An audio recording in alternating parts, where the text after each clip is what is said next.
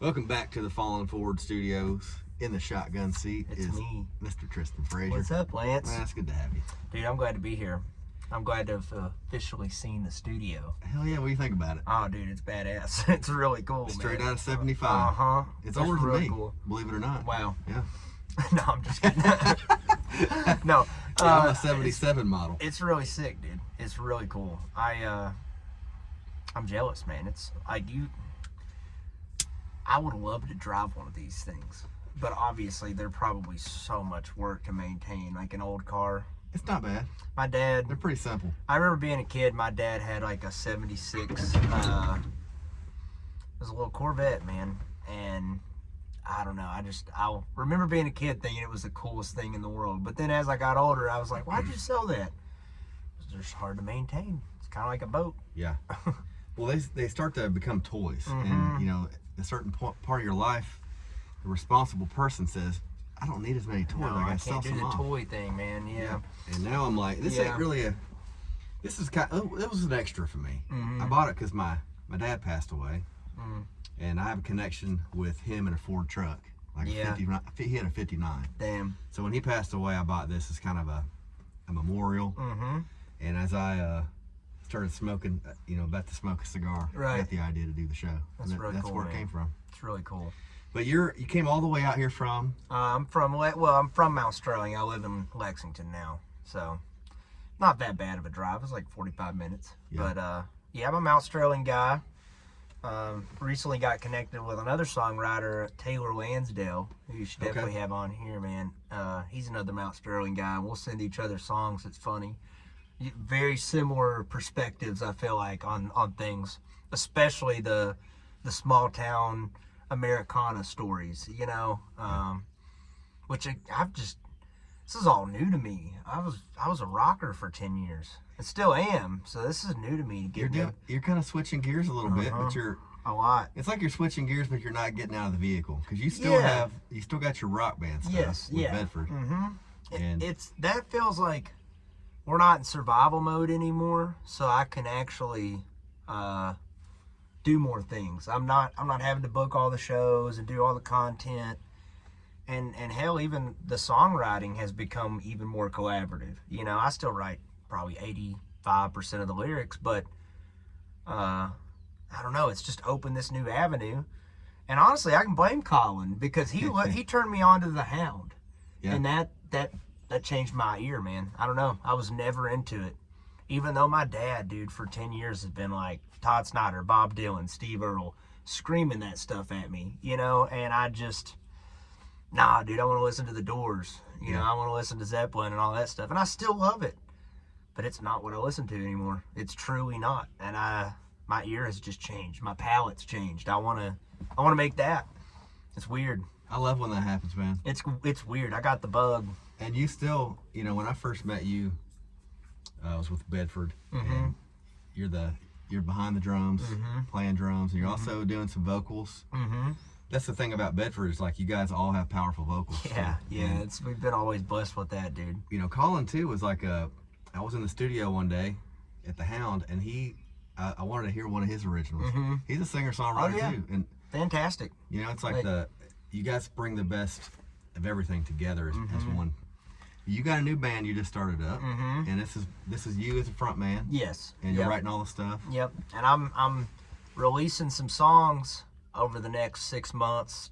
I'm gonna do a record, but it's all in my bedroom, and it's that little Audigo mic you got. That's all I'm using, and it's drums and harmonica and all the bass, guitar. I'm playing everything, keys.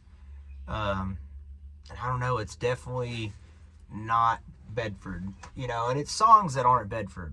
Like, I don't know what Bedford is, but I know it's not that. And it's definitely more folk, and just what it's talking about, man. It's very critical and observational and protesty, and Bedford has some of that too. I'm not saying that. It's just, I don't know, it's different. And the band's not even formed really yet. I'm still navigating all that. I got some guys that are interested, but really I kind of interpret it as like Tristan and the Troubled is a revolving door. The Troubled is all just the songs, you know what I mean? Yeah. Like, there will be a band, and I have specific players in mind, but we'll see how that works out, man. Well, that's the good thing about calling, having a band, kind of a name like that where people come and go. Yep. And you're the guy, the brains behind it, so it'll be successful no matter what. I'm just trying to kind of be inspired by what Nick's doing with the Morning Jays. You know what I mean? That's been a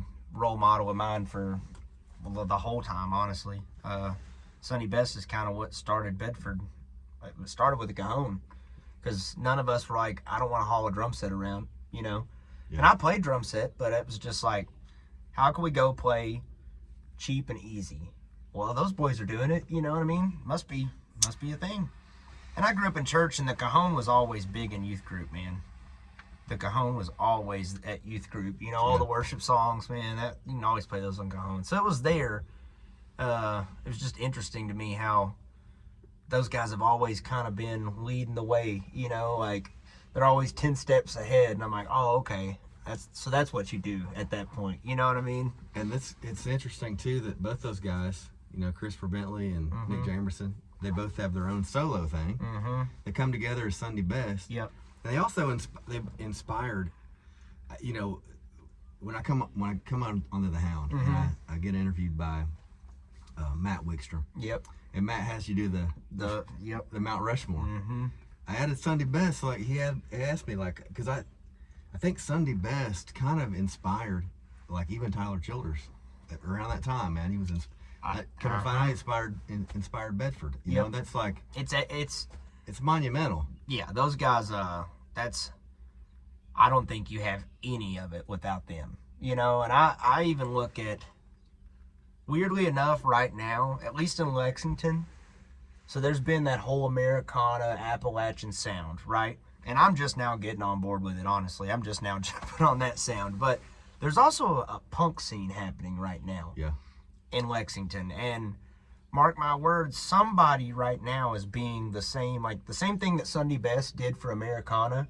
Somebody is doing that for the punk scene of Lexington right now, because it is explosive. That's cool. It's crazy. I mean, I've read books and studied, the Washington D.C. punk scenes in the 70s and then again in the 80s and stuff, and it's like you're kind of close to that. It's 18 to 21-year-olds just thrashing in basements. Yeah. But hundreds of them, and it like, whew, okay. So that's kind of been a thing that's really inspired me, even with the folk Americana Appalachian, whatever you want to call that. I've been like, well, what's my color on that? Like, am I doing the coal thing? Am I doing the truck thing? Like, what's, because there's always a shtick. There's always a brand. Mine is definitely going to be more protesty and grit and uncomfortable things that you don't really want to have to think about, but I think people should think about. Like the one I'm releasing on 3/5 is Hope You Think of Me, and that was inspired by just the amount of kids that go hungry in the world. It's crazy. It's like 45% of child death in the world is from starvation. It's like every 15 seconds, kind of. And I don't know. I don't want to think about that. I didn't want to think about that. But isn't that the problem, that we don't want to think about it? I don't know. We don't have to get into all that. But I love getting into it because it's important. Yeah. And I'll tell you, music can change things. It gets people thinking. Mm-hmm. It makes people mad. And when you get mad about something, it makes you question why am I feeling this way? Yeah, that's the whole thing. So it's not a bad thing. Right. But the protest songs, they're important. Yep. We look back at the 60s and 70s, man, what's going on back then. Right. Who's to say that we're not in a similar situation right now? Like, right. And I try really we are. I try to gear mine more, not left and right, but right and wrong. Just obvious, agreeable things, that are just like, that's not identity politics. That's just basic humanity. Yep. At least in 2026, I would hope that that's kind of, children going hungry. That's just objectively wrong.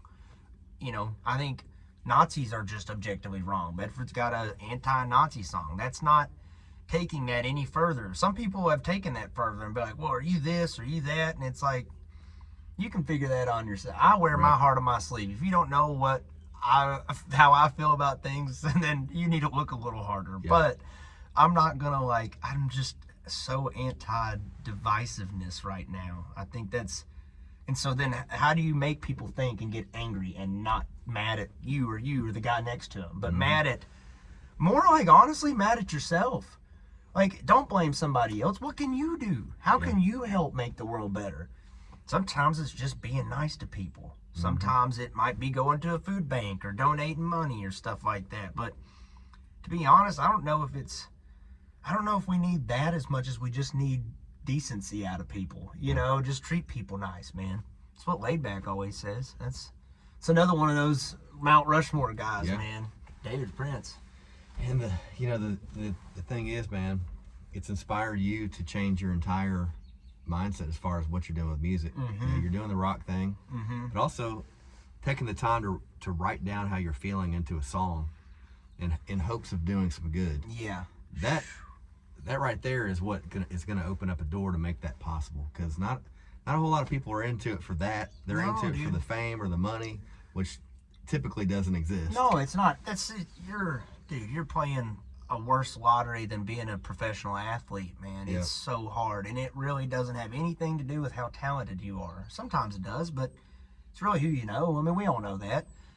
So if that's true, exactly, what are you doing it for? And for me, it's becoming more and more and more sublimation. I keep using that word, but it's like turning pain into art, making it be something good. You know, how do you do that? And that's the challenge. But I love the songs a lot more when I do that. And again, nothing wrong with rock and roll or anything, but it's just inherently, if you think about rock music, it's loud and has distortion, and it's almost like the grit is in the music less than the words. Sometimes the words are gritty too, but most of the time, like, that emotion is conveyed through the instrumentation rather than the lyrics. That's not, I don't know. I feel like I've always been so into hip hop. Like, before I was into folk music, I was into Kendrick Lamar way more. Okay. And so then I kind of figured out, like, well, what is that? It's just poetry. You know, they're just writing down so many thoughts and feelings. And I was like, what can I do? I'm not going to be a rapper. Sorry. That's just not in my cards.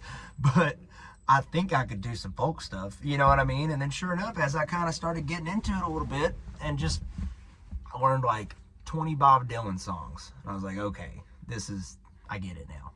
Like, once you start doing that, you're like, oh, I get what's awesome about this. You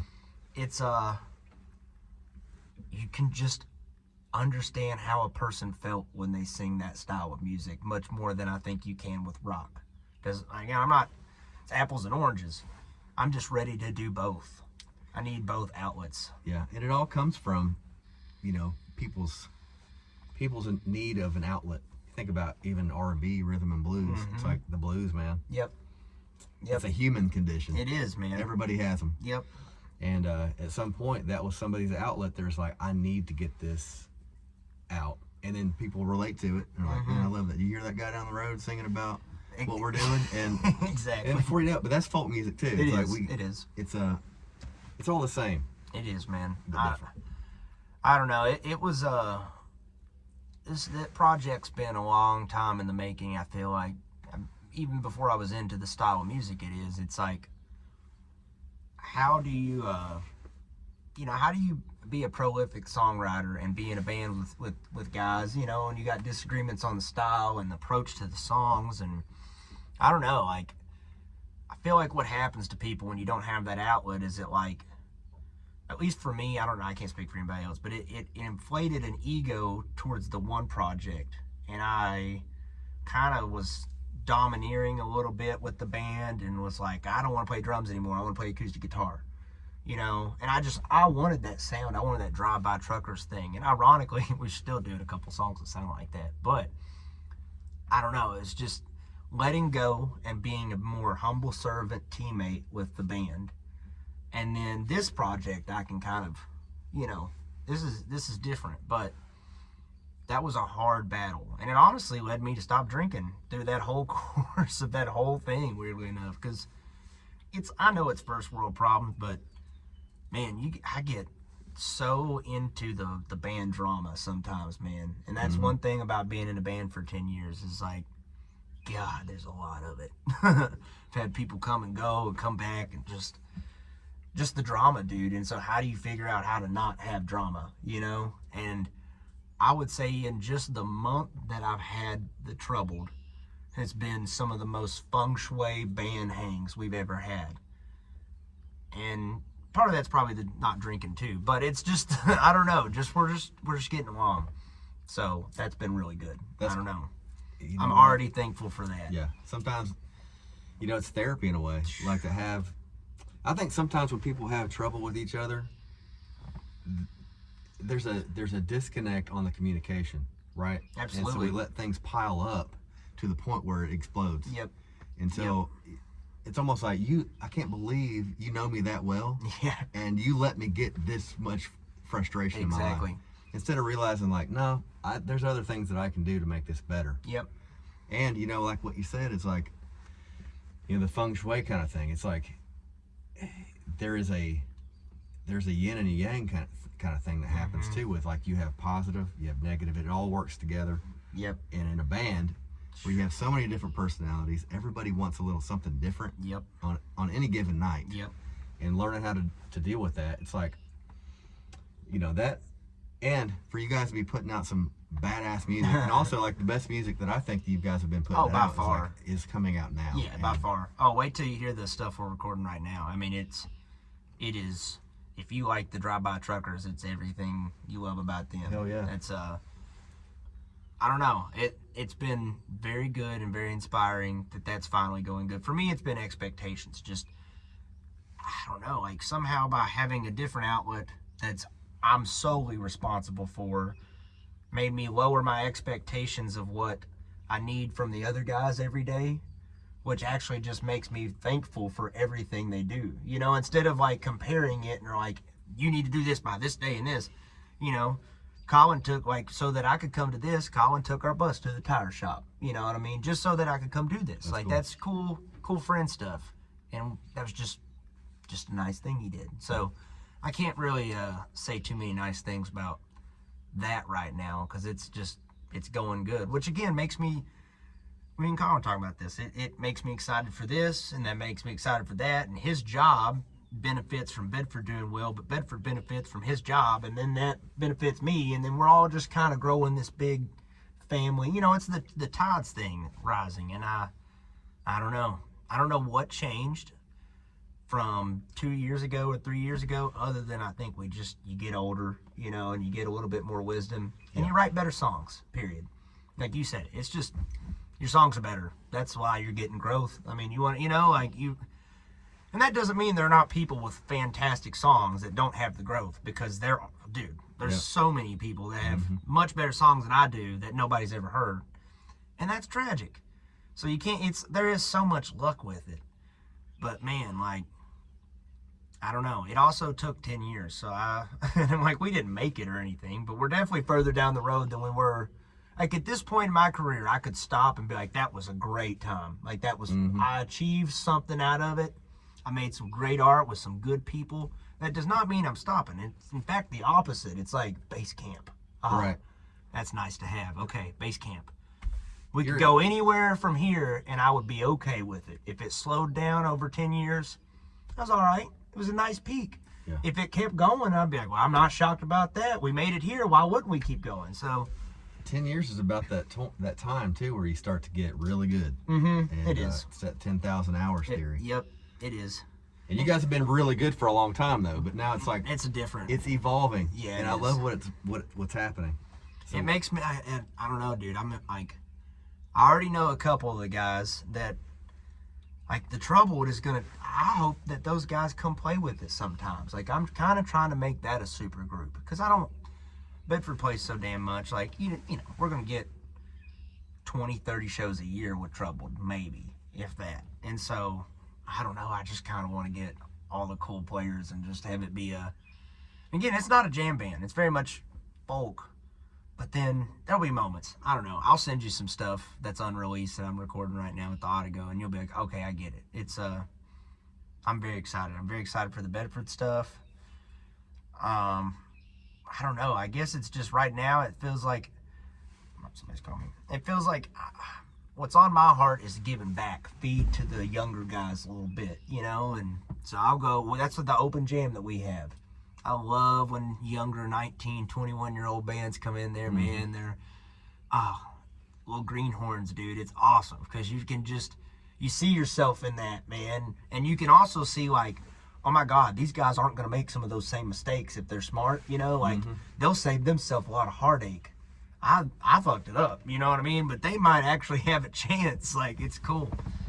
It's inspiring. What are some of those things that you've seen as you've gotten older? You're still a young guy, but like, you know, those greenhorns coming in there, putting themselves on stage. What are some of those things that you see that you could tell them, you know, like, hey, you may want to second guess this. Right. What are some of those kind of things? Oh, man. First and foremost, the biggest thing I ever see, and it reminds me of us, is just great players doing the wrong things. And I don't even mean like playing the wrong notes. I mean like a band that should sound like the Strokes covering Led Zeppelin. Okay. And you're like, whoa, dude. Somebody hasn't told you what you're really good at and what you're really bad at. Because you know, like, we're all bad at things. Like, I would sound really bad trying to do Robert Plant. So do you. You know, like, maybe you don't do that. And there's all kinds of examples like that of just, and that takes, you know what that takes? Doing this right here, getting a phone, recording yourself, and then listening to it.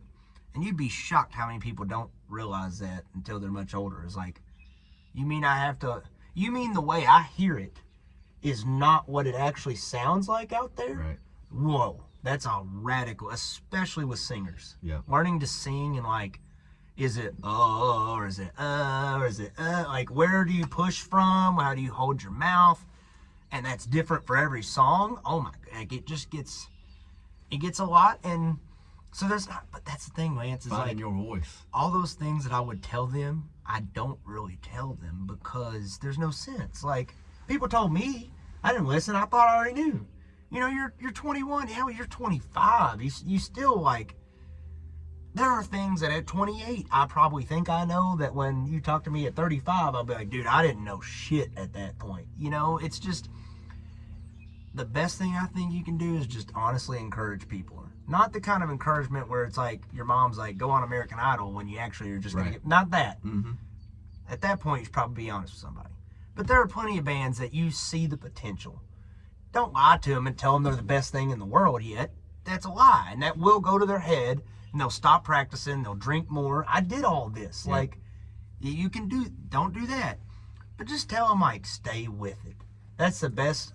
And I remember being young and, like, Chris Billy would be like, man, just stay with it. I'd be like, fuck, that means we suck, doesn't it? No, it just means, like, you're as good as you can be at that age. Yeah. And there is something about that. Unless you're one of these prodigies, like, grew up in lessons and all that stuff. And even then, they kind of sound like AI. So, right. I kind of like my guys that you paid for it, dude. You had to earn that shit. I love the stuff you can still hear the imperfection in it. Oh, yeah, man. Like, yeah. That guy's like, there are plenty of guys that, like, Kurt Cobain was kind of a terrible guitar player, and yet, go try to sound like that. Cover that. Yeah. You can't. It's impossible. He made it his own. Yeah, there's all kinds of guys like that. It takes a certain amount of bravery to do that, and you know, like you said, we have some excellent players around this area, and people that are absolutely perfect at what they do. They know the science behind it, the math, everything that you need to know behind it, and sometimes it comes off as medical grade. Yeah. Medical grade. It's like, you know what? You can get some medical grade weed and it's great. But you can also get some stuff from Jim Bob. Yep. That's pretty great too. What I'm saying is, like, the homegrown, man. I know exactly what you're saying. It doesn't require a PhD to do what we're doing. And I'll take it a step further on that. My critiques usually of our music scene, and I love our music scene, is that same philosophy that we applied to music right there, kind of over cleaning it up and stuff. I feel like we kind of do that with the sounds and the clicks and the bills. It drives me insane that there is this clique that, man, they all play on each other's records and they're all on the same bills. And then there's this clique and they're all co-writing together. And then there's these guys and they're all doing the open jams together. Why can't we cross-pollinate? Yep. You know, like, I'll hit people up to co-write sometimes and it's like, I don't know. It's like you can already predict the ones that are going to be like, yeah, dude, let's do it. And then the ones that, you know, a little hesitant about it. But it just confuses me because I'm like, I think you're a fan of me, and I'm definitely a fan of yours. So why wouldn't we? I don't know. It just, I don't think that artists realize how much the consumer doesn't give a fuck about genres anymore. Right.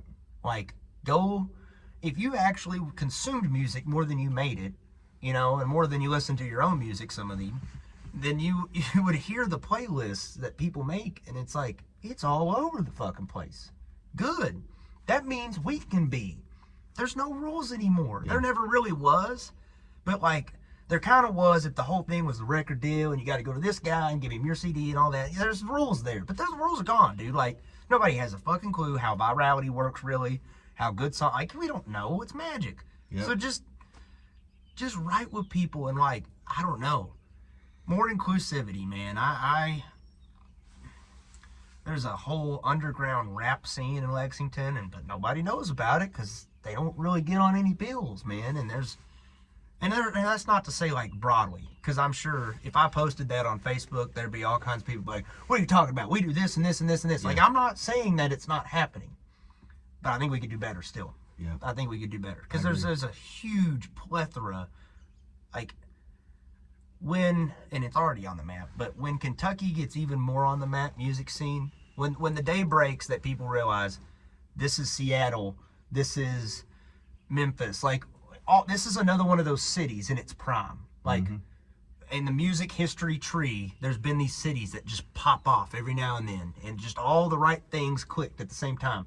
Lexington probably is one of those cities right now. And even the surrounding Kentucky to Eastern Kentucky pipeline, that is just, that whole box it's popping off. And so, like, it's not a fight to what genre is going to be the thing. Why are we doing that? Like, why? That's not, don't do that. Don't close gate your genres. Don't be like, well, we don't really sound like them. No. Let the hottest bands play with the hottest bands, and the middle bands play with the middle bands, and the bands that are starting start up with the startup bands. But it just feels cheating when it's like, I don't know, like, here's this cool, like, scene and network, and my buddy just picked up a guitar, and I'm gonna, like, feed him into that network. I know that's how the game's played, but it also is just like, it's very cliquey. Feels like high school, you know? Very much like that. It's very high school, and yes, if you're watching this and you're familiar with the scene around here, I'm sure if you're watching this in any part of the country, you probably deal with the same kind of things if you're in a bigger city. But what are, maybe throw some ideas in the comments of what we can do. Honestly, as far as maybe it's a songwriters night where we just invite people from different genres in and as a collective and try to write some stuff or whatever. But yeah, some different events like that possibly could work. I mean, like you said, with the punk scene. Yeah. Lexington, from my understanding, 30 years ago, it was incredible. Like the rock, pop, or punk scene. In fact, you had like major bands rolling through Lexington. Yep. But a lot of the clubs closed. Yep. Some of the clubs disappeared. And, we still got the Green Lantern. That was always one. Al's Bar, it's been around for a long time. You're facing this, like, it's crazy you say that because there's a place, I would gladly plug them. It's Donuts and Dungeons or Dungeon Donuts. I always get the thing wrong, but it's basically like they're a card shop above. And they have a basement, and they've been trying to build a little scene down there, and it's huge for the kids because it's all ages. So it's like, these guys that are in punk bands with their best buddies have a place to go play. That's cool. It's huge. But then they got fire coded. Like, I guess they just didn't shake the right hands, or I don't know how that works. I'm not saying it was like some conspiracy against them necessarily, but kind of seemed like it a little bit because it's just like, I don't know.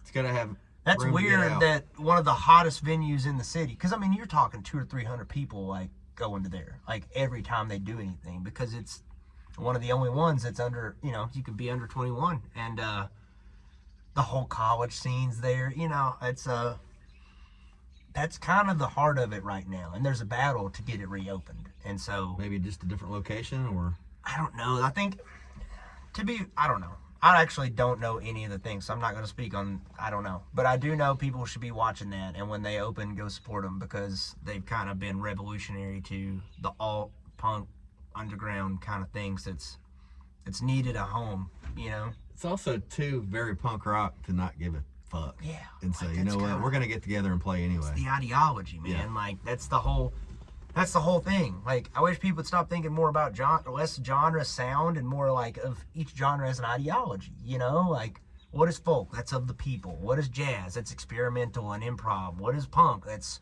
rambunctious, defiant, you know? And think of them that way, less of what they sound like and more, what does it mean to do that? You know, that's how, because in that case, like, Bedford's a little jazzy. We love to improv. We don't play our songs the same way twice. In that way, we're kind of a jazz band. Honestly, more than we're a rock band. But when people hear us, they go, rock, rock, rock, rock. It's loud, distorted guitar, you know, big drums. I get it. Really, it's a jazz band. You just don't know. You just don't hear it. Some of your new stuff reminded me of, like, what was considered alternative in the 80s, before the grunge scene. It was like alternative 80s. You're hitting on something there, Lance. That's all we listen to right now is a band called Squeeze. And they're like, they got this, their hit was Tempted by the Fruit of Another. Oh, yeah. That was their hit, but they're like kind of post-new wave. Like, you got Talking Heads, new wave, that thing. And then there's like what came after that, but before grunge.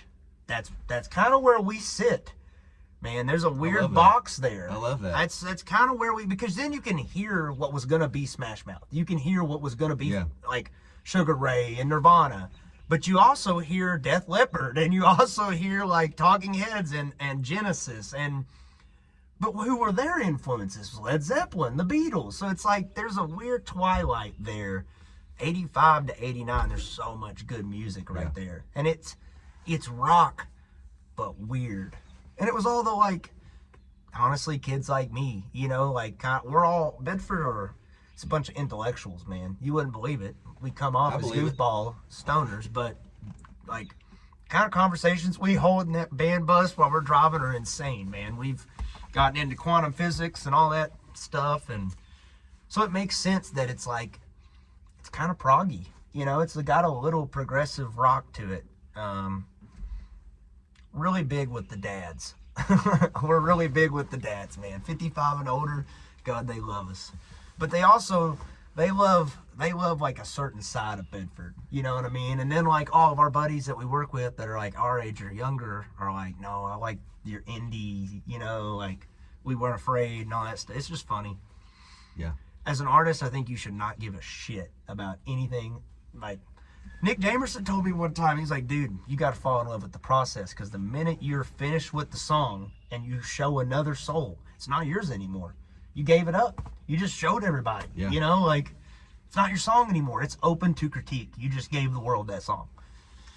Kind of like that. Don't you kind of like critique, though? Because it means somebody's interested enough to say it. Yes. Yes. If I put something out and I hear crickets, I'm like, wow, I messed that one up. Yeah, nobody, you know that must not have been provocative. Like, whatever. That's a good point, Lance. I haven't, to be honest, I haven't gotten there with it. I think I'm still working through a lot of the young man's insecurities and imposter syndromes with it, you know, and figuring out how to navigate all that. So, doesn't mean I don't appreciate criticism, you know what I mean? But I still feel like, I don't know, I'm still learning. This is all, it's not new to me, but figuring out how to not let it go to my head. Because that's been my life since I've done this band. My wife, who has been beside me the whole time, the whole 10 years, and my family, they would tell you, it's like, shoo, shoo, shoo, shoo, shoo. And I'm not bipolar, dude. It's just, this industry is feast and famine, and so then, and it means you care too. Well, yeah, like when I'm getting off stage on a Saturday night, I'm bigger than Jesus, dude. I'm broad shoulders and just like this, you know. And then Monday when I'm at my job, and I'm just Tristan, I'd mess with me, man. Yeah. And that shouldn't, and I know that it shouldn't, because you should just be a person. Like, both of those are just people, but that's the letting it get to you, man, and like affect your ego. And that's kind of been my whole, kind of kill that ego a little bit and just let it ride and enjoy the process of just turning pain into a good song. If you can do that, then you won. Everything else, if you get shows, if you don't get shows, and like kind of a religious way, you gotta like give that to God kind of stuff. Like, I don't know. That is what keeps me up at night and will drive me insane. Am I not good enough? Is this band doing the wrong thing? Yada, yada, yada. I don't know. That steals my joy every time. When I count the likes on my post, when I see that, like, it just steals my joy. It's very common to feel that way. I think almost every artist that I know feels the same way. Yeah, man. It's like we all struggle with that. Yeah, dude. That's the cross to bear. That's why I turn off. I hide the likes. Yep, that's very smart. I know how many likes are right, but nobody else does. Is that an insecurity? I think it's a tactic to get other people to like stuff, because it is a human nature. If somebody sees that, this post got 5 likes, I'm not going to like it. Scroll by. I know. But if it's like, nobody's going to see that I liked it. Yeah. I like it. And that sucks, man. It really sucks. It's a trip, dude. There's so many layers. I don't know how that wouldn't affect an artist. Like, you're talking about this creative, emotional human being that chooses to create art, you know what I mean? And then you're going to throw them into a literal audience of the world where anybody can just say anything about I don't know. It's just, artists before didn't deal with that, I don't think. And in fact, I think a manager's job in 1975 was to keep Mr. David Lee Roth, well, I guess he wasn't around yet, whatever, somebody, like, keep him in his bubble. Do you know what I mean? Right. Don't let anybody ever say a bad word to him about the way he dresses, talks, sings, dances. In fact, only tell him the opposite. And, I mean, hell, rappers still do that. Like, that was Kanye's whole thing for 10 years, was just, like, surround myself with people that hype me up. Yeah. There's something to that, Lance. I'm not saying, like, I don't know if you want to live in that bubble as an artist, because then, especially if you're making folk music, aren't you supposed to be grounded? Aren't you supposed to be somebody people can relate to? But I also can understand why Taylor Swift probably is not on the internet. Because how do you go out and have that super ego on stage when you just read all the people saying kill yourself or whatever? You know what I mean? Like, and thank God I don't have those kind of haters, but you get what I'm saying. It's just the internet and art, like, I don't know, it just kind of feels like a walking conundrum or a walking dichotomy, or like it's a paradox, you know? Yes, man. And it's like, I view it in a simple way of energy, flow of energy. Yeah. When you're on a boat, a sailboat, and you don't have any movement at all, there's no waves, there's no wind, you're not going anywhere. Yeah. But the waves and the wind are energy. That's a good point. And you just have to learn how to guide it. So you point your sail in the direction, and sometimes the opposite way you want to go, but it's going to move you. So you're going to have some haters. That's a good point. That's energy. Yeah. It's being able to direct those people, be like, you know why you hate this? Because you don't understand it. I've never thought of it that way, Lance. Like, I've always been like, there's positive energy and negative energy, but you're kind of being like, what if you can turn either or into either one? You're in charge. You kind of control what you're doing with it. Yeah, that's you have to guide it. That's smart. And you don't let it sit in your brain and eat away at it, because festering. Yeah, I don't like that. But that's been a big thing getting older, is like having those hard conversations with people quickly, and then they're not even hard. Then it's just like, that was like 5% uncomfortable, but old me would have let that be like all the way, like you were saying, it bubbles over. Yeah. Trying to be more even keel, man. Talk to me in a couple of years, I'm sure I'll have it even more figured out. Man, I'm 48, so I was like, I've seen some things and I've experienced some things, and I realize when it's good to pick a battle, and when it's good just to sit back and watch it unfold. And man, but the thing is, we do care about what we do with our music and what our career paths are, and things like that. That, you know, that's normal, and it's required to care. As an artist too. I think you're right, and I don't know. It's a big thing too. I've been inspired by other people that I see is making the art bigger than yourself, you know? Make it about things that other people struggle with. And that doesn't mean you can't write those introspective songs, but they damn sure better be relatable, because you're asking people to give you their time, attention, money for something you made. Like, it's no different than any other business in that way. And so then it's like, what's special about your product? And for me, it's just going to be, I'm going to be honest. I'm going to be vulnerable. And I'm going to try to, like you, I like that, pick battles. I want to pick and help. I want to be an ally, man. That's not even, not the political sense of, I don't know. Just when somebody needs something, I want to try to provide it through a song if I can, or at least tell their story for them, you know, a little bit better, and shed some light on it. A story that always inspired me, and I'm going to butcher the details, but if you look up like the grapefruit ladies in Ireland, it was like during the apartheid in South America or South Africa and all that, and they're an island, like, and so they start, I don't remember what they did. They basically like, they're grocers, I think, and they had some grapefruit, and they're like, we're going to sell the grapefruit and raise money for South Africa. Like, nobody in Ireland likes grapefruit, so they didn't raise any money, obviously. But then these people, like, from South Africa kept hearing about it. Like, there's these people in Ireland that are, like, thousands of miles away fighting our battle with us, you know? And the guy that it turned out to be Nelson Mandela, and he like went up there and like brought him out in front of the UN and all this cool stuff, and like they got famous, and then people cared, you know. But like, I don't know, it's just following through with what your heart's trying to tell you to do. Yes, your convictions. No matter if you feel like it's not being heard or it's not being rewarded, it will. It's gonna find the right people. I wish I had it ready. It's like the song that I was gonna play. It's not. I just finished it last night, but me and my wife were in Chicago on Valentine's Day recently, and it's I'll send you the lyrics after this, but it just reads like a story, because it's pretty factual. Like, we were on the Miracle Mile, you know, that shopping mile, and we had a good time. We were there, it's Valentine's Day. It's supposed to be a date, and I don't know. We just keep seeing unhoused people, like, and at first it was a man, and I've seen a man on the street like that before in my life. And I've seen a woman like that before in my life. But I'd never seen a woman with their babies on the side of the street. I'd never seen a 2-year-old like that. And it fucked me up. Kind of ruined my day. You know, and good. Because I remember thinking that. It was like, good.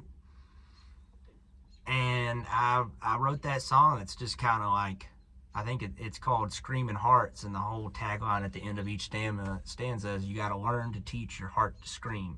And it's like, just don't be complacent with, when you see things like that, don't turn away from them because you're uncomfortable, because that's what this whole thing's about to me. You know, it's not a conspiracy really, we can get into all that, but it's just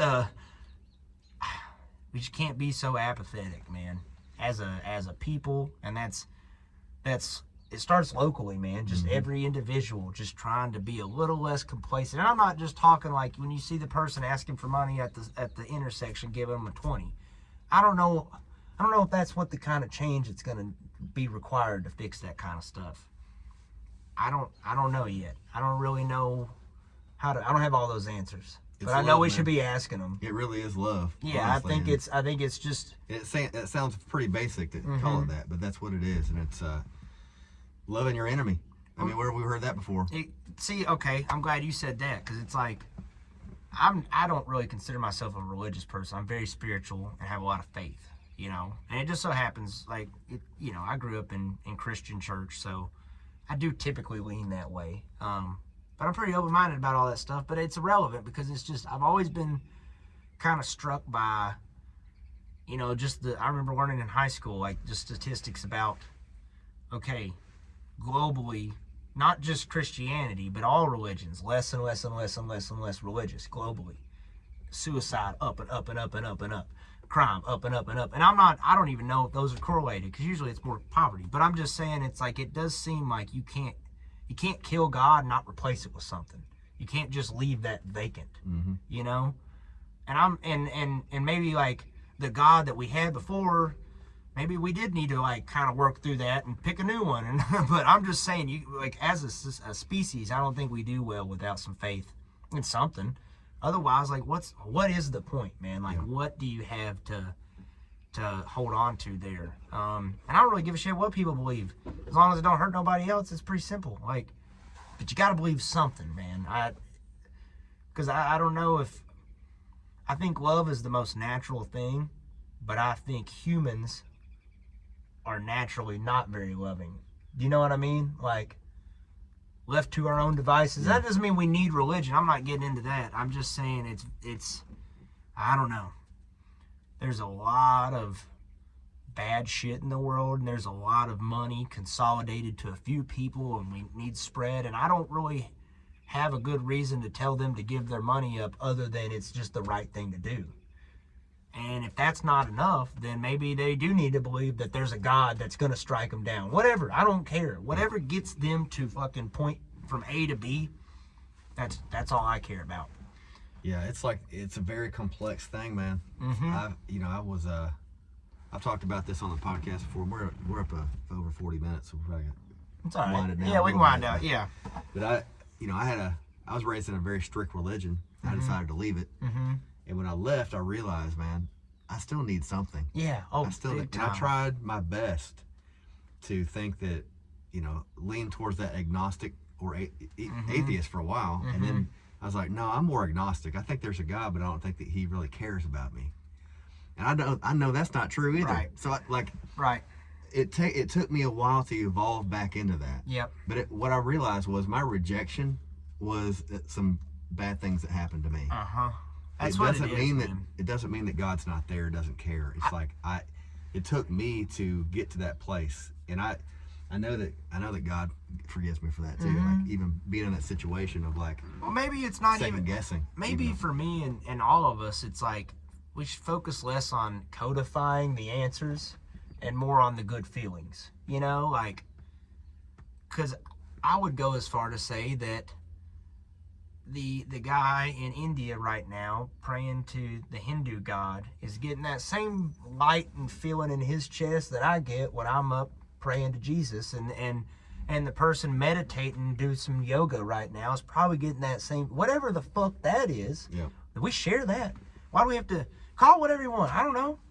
We're humans. We're probably so far away from the answer.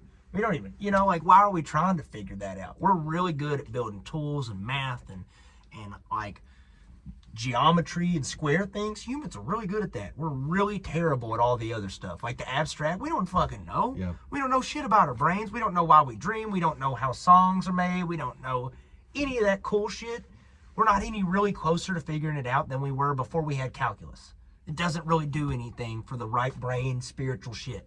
So why are we trying to figure it out? Yeah. It's been there forever. People have always felt that stuff. People have always talked about it. People will always talk about it. It is true.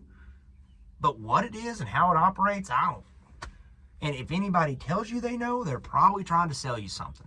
Because, man, isn't that so powerful to say you do know? That's the oldest trick in the book, dude. Todd Snyder's got a fantastic song called In the Beginning. And it talks about that right there. It's like, why's that guy got more shit than me? Well, God gave me this. And I can tell you how to get it. But you better not kill me because God loves me and he will punish you. That's what it all started with. Right. And that doesn't mean God's not real. It just means that man, wouldn't it be the greatest trick ever to take the greatest thing and flip it on its head and use it to control the world? Huh. Kind of seems like that would be what I would do if I was in their position and wanted to do evil shit like that. I don't know. Yeah. You got to take that back from them, man. I'm stealing Jesus back from all the assholes. Like, I tried to not be a Christian just because of all the bigots and racists that were considered Christians. Honestly, the Christian nationalist was what turned me off from it so bad. But fuck that, dude. Like, that's people. Yeah. Like, that's not God and Jesus. They have nothing to do with that. They're the furthest thing away from that right now. Yeah. They're sitting there with the cross and they're like, what are you guys doing? I'm not coming to that church with you. Like, you guys are fucking assholes. Stop being assholes and I'll show up. Yeah, I don't know. It's we're not gonna fix anything right here, but we can, on our it is nice to philosophize and think about it, because it really does have an impact. What we think, what we do with our individual lives out there really does make a global impact. It's huge. And so start today, man. Just be kind to somebody that you don't know. Yep. You don't never know what they're going through. You never know if like a nice word is going to change their life. And be cringe. That's my advice. Like, the thing you think is cringy and awkward and weird, do it, because that might be your heart. And that thing that's telling you, that's your brain. And don't listen to that sometimes, especially when it comes to helping people. Love is completely irrational, but you should do it anyway. You know what I mean? Like, and God is not an algorithm. No. Oh, yeah. You know what I'm saying? Like, I think that there's a whole other topic we could talk about of how everybody's chasing this algorithm. It's almost like this mysterious God. It is, man. Teach me how to get numbers and all that. Don't fall into that. Create art because you love art, and you love people, and you have something to say. We do have to wind it down right about there. I think we're good, dude. Tristan Frazier, man. Yep. And you got some new stuff coming out. 3-5, baby. With The Troubled. Yeah, The Troubled. Tristan and the Troubled. Tristan and the Troubled. Will that be on all streaming platforms? Hell yeah. It's gonna be, which I'll get into that a different podcast of, like, I've been considering do you even release on Spotify anymore? What's the most folk punk I think I could do? Well, that definitely wouldn't be putting it on fucking Spotify. But also right now, I just want people to hear it, so yeah, I can put it out there. So make sure you follow everything Tristan's doing. Also, we're going to record a real quick song. It's going to be on The Rugged Revival over in the UK. Make sure you follow them on YouTube. They have a TikTok. They have, anywhere you can find The Rugged Revival. Tristan's going to be singing one of his originals, As the Sun is Setting. I love it. It's perfect. We'll see y'all next time. Make sure you're hanging out with good people, doing some good things for people, and smoking good cigars. We didn't even talk about these, but I like hit mine a couple times, honestly. Yeah. I'm more I like the digital nicotine. You know what I mean? Right. I like the digital stuff. Yeah. Well, y'all, catch you next time on Falling Forward.